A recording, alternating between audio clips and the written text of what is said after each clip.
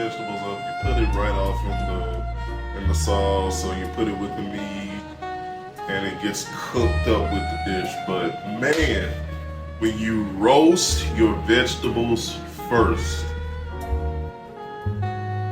it just intensifies the taste of the vegetable that you're roasting, that you're eating. Like I'm roasting garlic. You know, garlic is already strong. Roasted garlic, I'm telling you, I can make you some French fries. If I roast some garlic, mince it real fine, get those French fries in a bag, and you know, just kind of massage and work that roasted garlic into those French fries, you would tear them up. Those would be the best French fries you ever ate.